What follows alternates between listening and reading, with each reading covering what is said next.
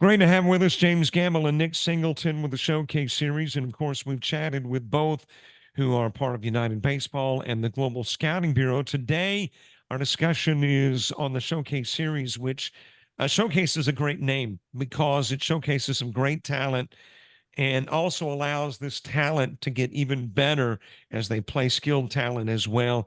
James and Nick, thanks for being with us. Thanks, Thank you. Robert. Good to be on. All right, James, I got to ask you first.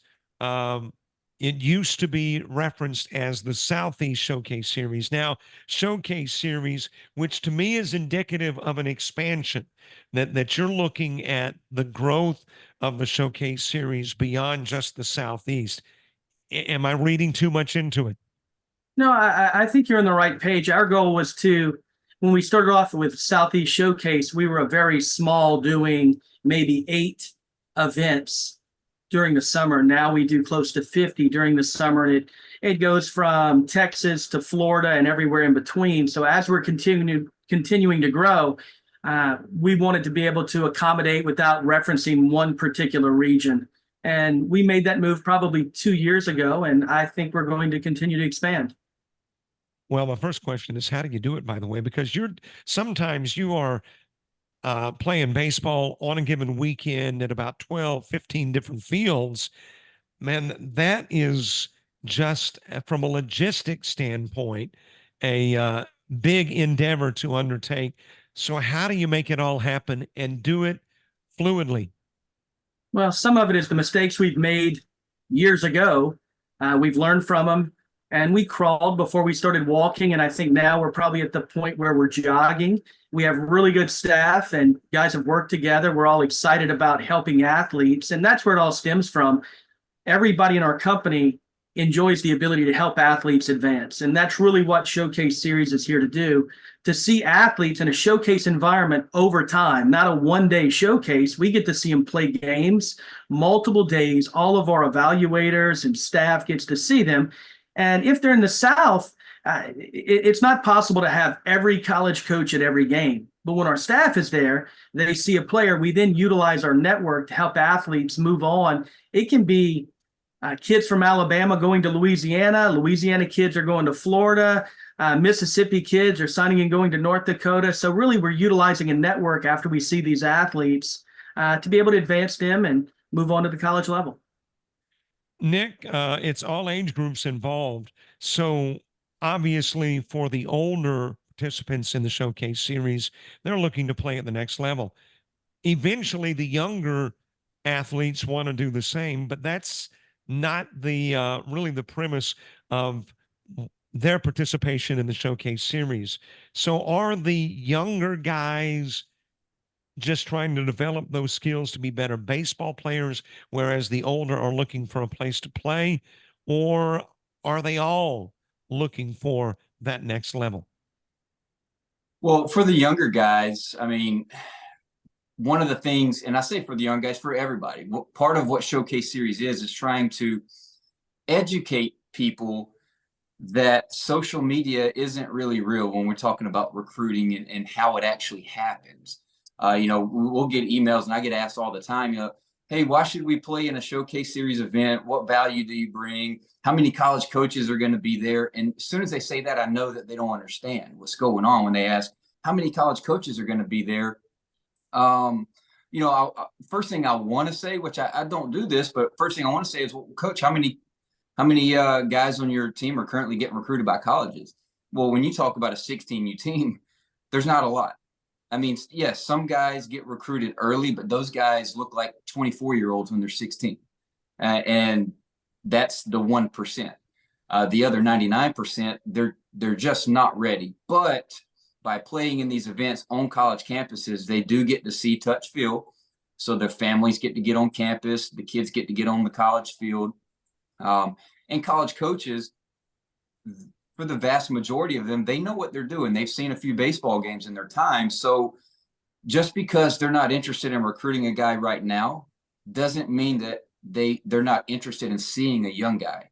If they see a young guy and they're going, hey, I like that kid's ability. He's super athletic. He's got this. Of course, he needs to work on X, Y, and Z, but they see things that they like out of a player.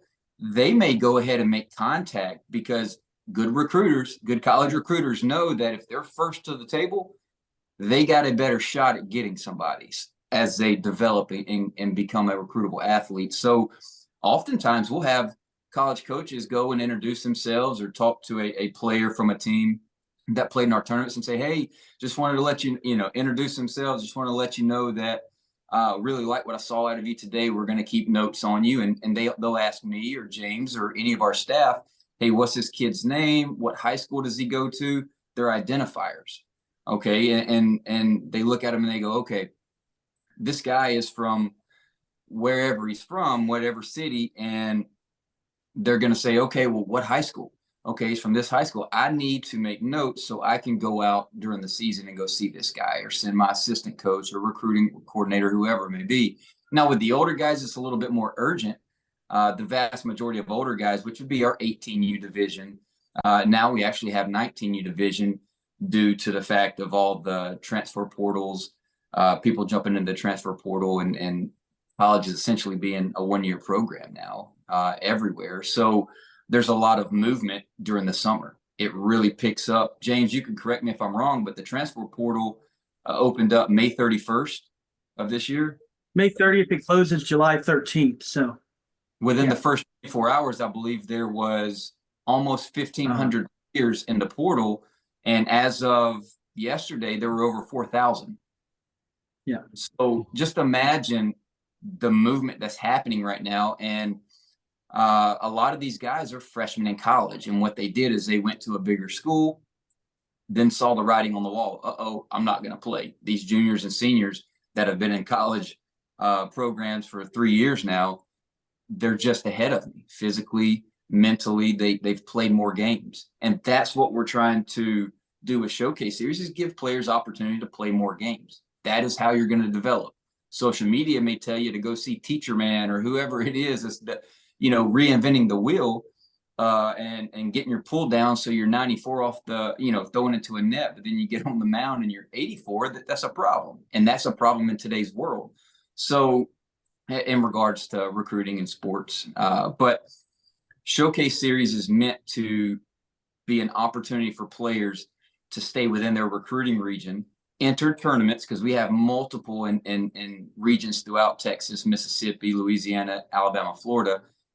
We have multiple opportunities for these teams to come in and go play at a coastal Alabama if you're from Alabama, or a Pensacola State, or University of West Florida, or University of Houston, Blinn Community College, who just won a national championship. We have a tournament at their place this weekend.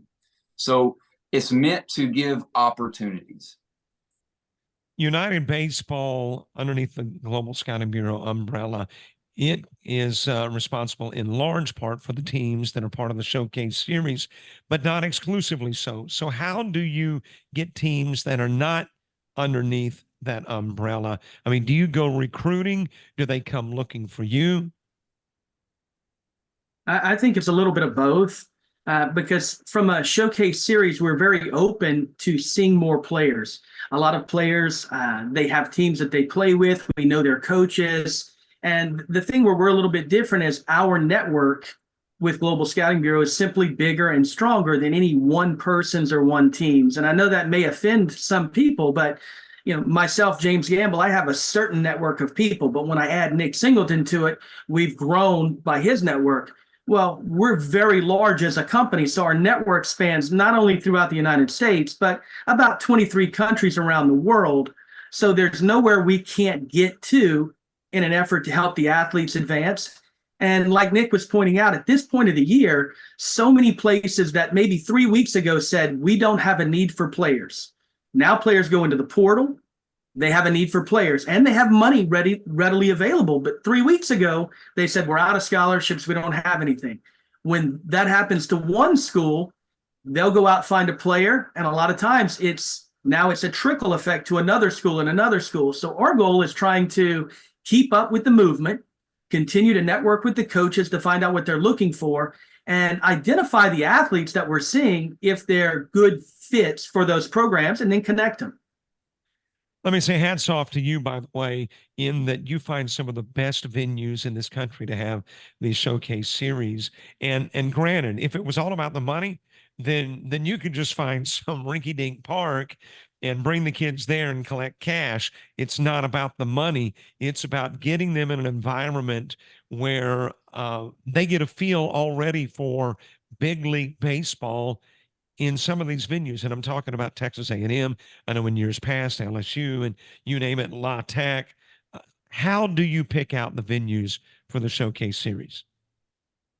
Well, I think we're very open to working with a lot of the coaches. And, this year we're going into East Central, which a lot of people don't know of it. When we work with the schools, our goal is to get the athletes, open their mind, because they only know what they've seen. And a lot of times kids, they're attracted to the top 25 on a college poll. But once they show up at a University of West Florida, they go, oh my gosh, this is phenomenal, but they didn't know it. So we try to have a variety of schools from Division 1, 2, 3, NAIA, junior college. And as the players go on a circuit from week to week, it opens their mind and their family's mind. Could they see themselves playing here? And when they're young, we want them to have that dream, to see it, so that when it becomes time to make decisions, they can remember the city they were in, the campus they were on. What was the field like? Do you know of the coaches? Have you followed that program? So a big thing that Nick touched on is we're really big on educating people versus the cliff notes of social media that they're getting, which doesn't always accurately help the family in advancement. Nick, the teams that participate in the various showcases, how do you determine what team goes where? I mean, when you're putting on so many different events, each weekend, do they get a say in where they head? Is it geographically based? How do you decide who goes where? Communication is key, and that's just in life in general, but especially with this, because summer baseball tournaments, regardless if it's us or national events or any other tournaments, can become chaotic very quickly. All it takes is a little bit of rain and movement happens, and all of a sudden, 400 people are asking the same question. And where are we playing next? Our game just got rain delayed and we're moving to the, it can get chaotic very quick. So communication is very, very key, but communication prior to a team even playing our events is key as well, because we want to have the conversation. If it's a new group that's never played with us, I personally, or our staff wants to personally have the conversation of, hey coach, tell me a little bit about your team. What's the age group? What caliber players do you have? Because and this is a personal thing for me. When I used to coach college baseball, I would run tournaments. Other tournament companies would host events at our park, and I'm thinking this is a great opportunity to recruit. But a lot of tournament companies, what they do is they just bring a lot of teams in, and then they just match them up based off age groups, and that's it. And so what ends up happening is you see a 16U team with a bunch of guys that are just finished their sophomore year, going into their junior year, playing against a team with freshmen, rising freshmen, rising sophomores. That's probably going to be a one-sided game, and nobody gets anything out of that. Now, you can't control everything. Just because a team looks good on paper doesn't mean they're going to perform well. That's just based on an individual player. So we try to have the conversations with all the teams prior to a tournament starting and saying, coach, what kind of players do you have? Well, from there, we'll try to guide them. Well, I tell you what, I know you said you wanted to be in this tournament, but I think this one may be a little bit better for you based on the caliber of teams you have.